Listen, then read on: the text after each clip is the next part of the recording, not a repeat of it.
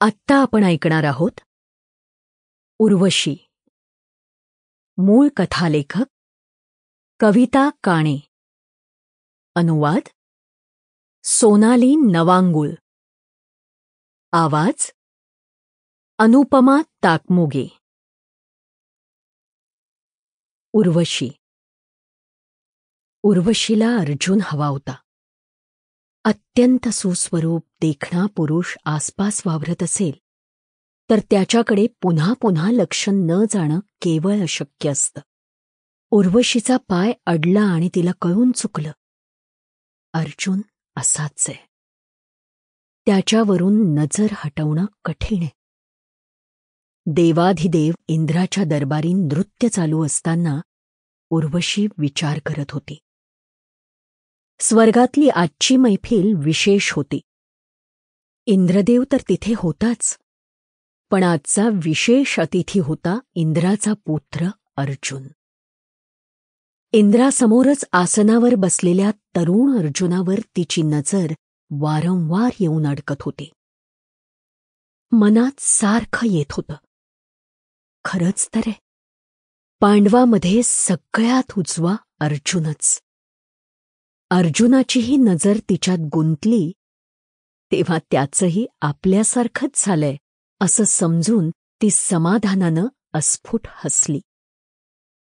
इंद्रानं अर्जुनाचं स्वागत मोठ्या थाटामाटात आणि प्रेमानं केलं होतं.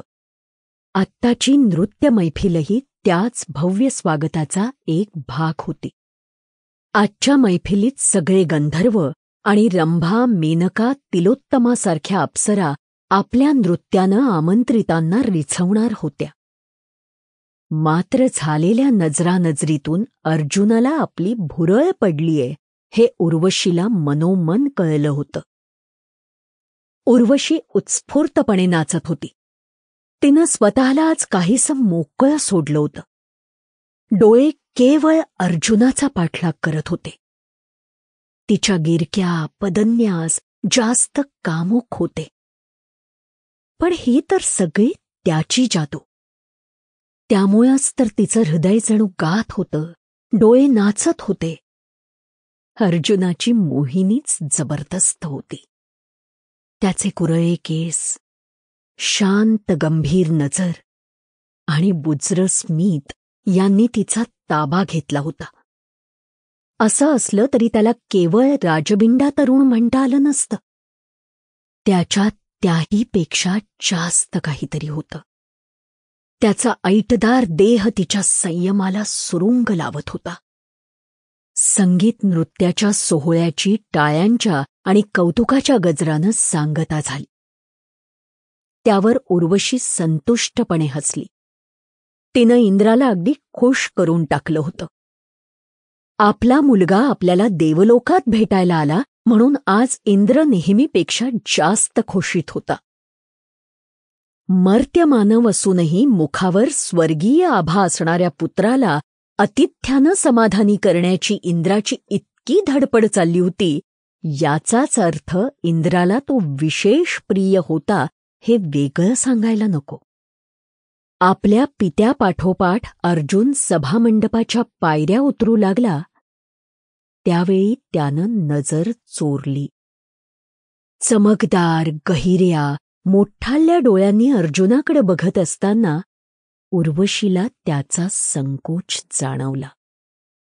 ती त्याच्या जवळूनच पुढे सरकली आणि तिचा गंध हवेत दरवळला. आकाशी निळ्या रंगाचं रेशीम वस्त्र तिच्या बांधेसूद देहावर असं बिलगलं होतं की देहाची वळणं खुलून आली होती. काळेभोर केस नाजूक खांद्यावर रुळत होते.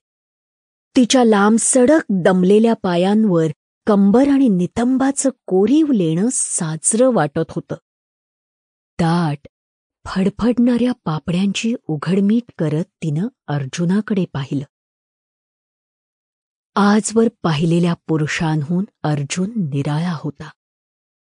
तो भलताच देखणा होता. त्याच्या समोर आल्यावर तिला स्वतःच्या देहाचं Sample complete. Ready to continue?